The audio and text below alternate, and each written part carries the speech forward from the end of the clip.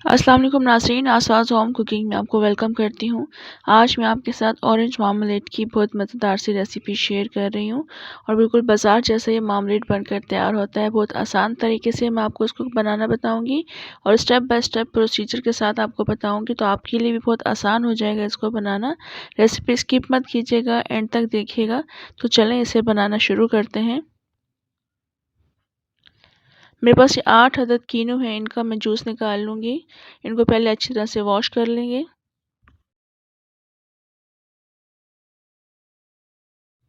अब इन्हें हम दरमियान से कट कर लेंगे।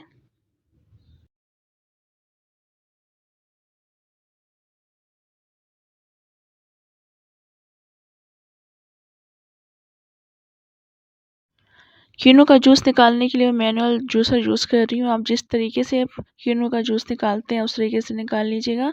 और जो आपको नज़र आ रहा होगा छिलके को के ऊपर जो पल्प लगा हुआ है, इसको हम वेस्ट नहीं करेंगे, इसको हमने यूज़ करना है फर्दर। तो बस इस तरह से प्रेस करते हुए तमाम कीनू का हम जूस निकाल लेंगे।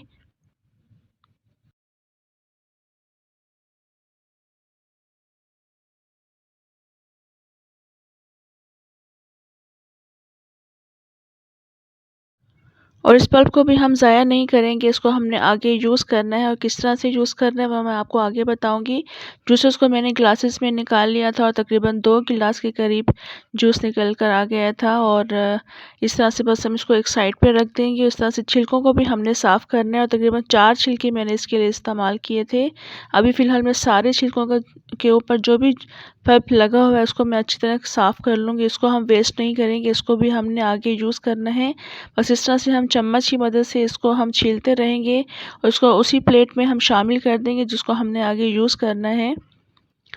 सारे छिलके हम इस तरह से साफ़ कर लेंगे।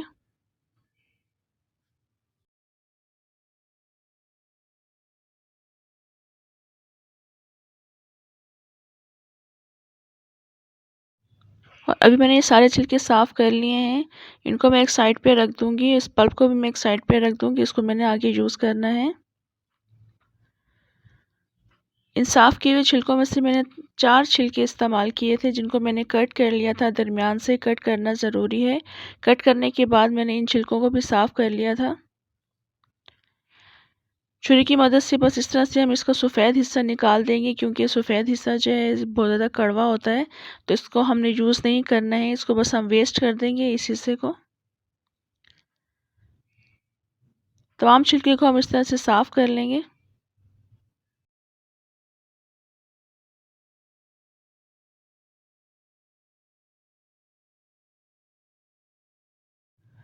और अब इस हिस्से को भी मैंने कट कर लिया था, क्योंकि मुझे इसमें से 1 या 2 इंचेस के मैंने इसमें से पीसेस अलग करने थे। और थिन स्लाइसेस में कट कीजिएगा, मोटे स्लाइसेस में कट मत कीजिएगा।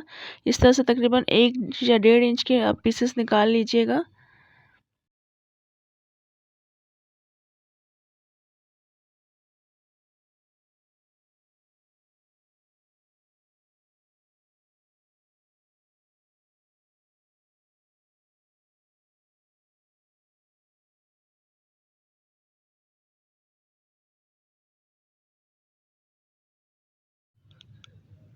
और यहाँ मज़ीद मैंने 2 छिलकों को भी इस तरह से साफ़ करने के बाद कट कर लिया है। तकरीबन 4 छिलके मैंने इस्तेमाल किए थे, इस तरह से थिन स्लाइसेस में कट कर लिया है। और आप देख लें कितने बड़े साइज़ के हैं, बस इस तरह से आप कर लीजिएगा। और इस वाइट हिस्से को वेस्ट कर दीजिएगा। और इन छिलकों को अगर आप वेस्ट करना चाहते हैं तो वेस्ट कर लीजिएगा, अदरवाइज़ इनको ड्राई करके फेस मास्क बना लीजिएगा। और इस पल्प को भी हम फर्दर यूज़ कर लेंगे।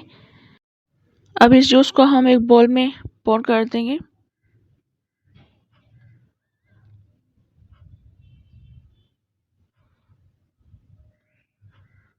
और ये स्लाइसेस कट किए हुए छिलके भी हम इसमें शामिल कर देंगे।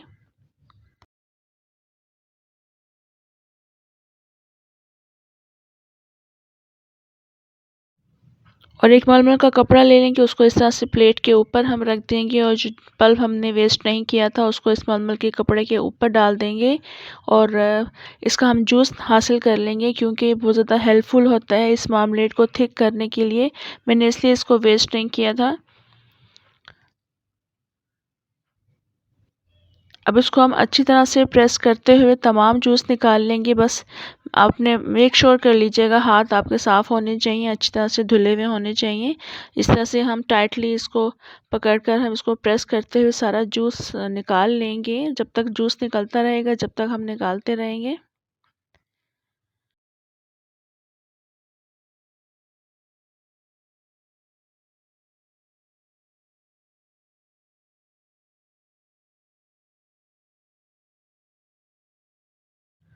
और अब इसका जूस निकलना कम हो चुका है, तो बस अब इसको हम यहाँ से हटा देंगे और बस अब इसको हम वेस्ट कर देंगे।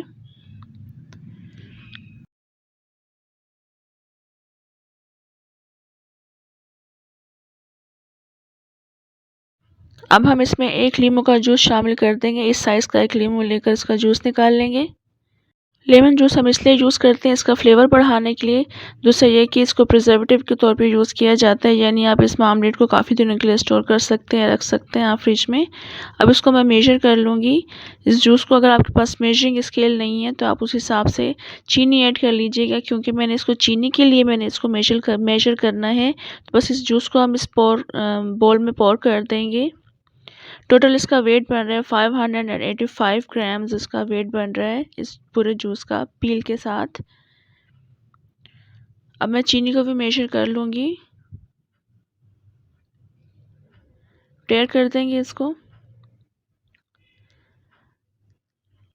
इस तरह के मैंने कप इसमें शामिल किए थे शुगर के, तकरीबन 2.5 कप मैंने इसमें शामिल किए थे और इसका वेट बन रहा था तकरीबन 500 ग्राम्स, क्योंकि मुझे इसमें आधा किलो चीनी शामिल करनी थी। जितना आप इसको मेजर करेंगे जूस को, उसी हिसाब से थोड़ा सा कम इसको मेजर कर लीजिएगा, या फिर आप उसके लेवल के हिसाब से भी कर सकते हैं। जितना आपका जूस का वेट होगा उस हिसाब से भी आप चीनी उसी शामिल कर लीजिएगा। बस मैंने 2.5 कप चीनी इसमें शामिल कर ली थी, आप 2 कप चीनी भी शामिल कर सकते हैं। अब हम इनको कुक करेंगे। एक पैन में मैंने ये जूस ट्रांसफ़र कर दिया था, उसके साथ साथ मैंने चीनी भी शामिल कर दी थी और फ्लेम ऑन कर दिया था। मीडियम टू लो फ्लेम पर इसको कुक करेंगे, हाई या मीडियम फ्लेम पर कुक नहीं करेंगे। चम्मच चलाते हुए हम चीनी को डिज़ोल्व कर लेंगे।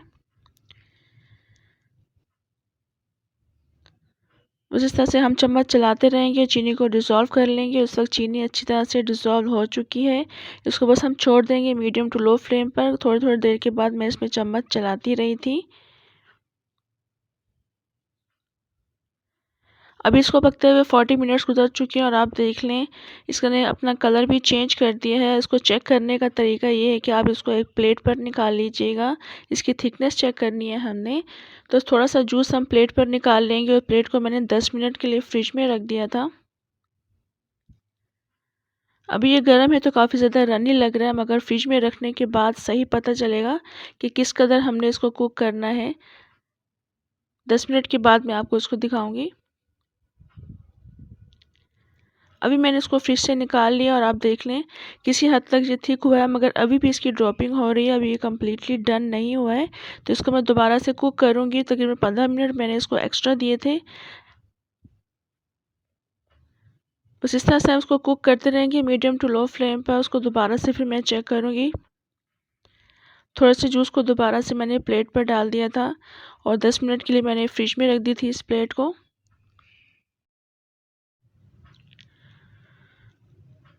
और अभी मैंने फ्रिज से निकाल लिया है प्लेट को और आप देख लें टेढ़ा करने से ये ड्रॉपिंग नहीं हो रही है। इस तरह से फिंगर की मदद से हम इसको चेक करेंगे और लाइन बिल्कुल क्लियर है। इट मीन्स कि ये पक चुके हैं अच्छी तरह से। बस अब फ्लेम हम ऑफ़ कर देंगे, उसको एक बाउल में ट्रांसफ़र कर देंगे और रूम टेम्परेचर पर ठंडा करने के बाद इसको फ्रिज में रख देंगे। अगर आपको बेस्ट रिज़ल्ट देखना है तो आप इसको ओवरनाइट के लिए रखिएगा। मैंने भी ओवरनाइट के लिए रखा था इसको, फिर नेक्स्ट डे इंशाल्लाह मैं आपको इसका रिज़ल्ट दिखाऊँगी।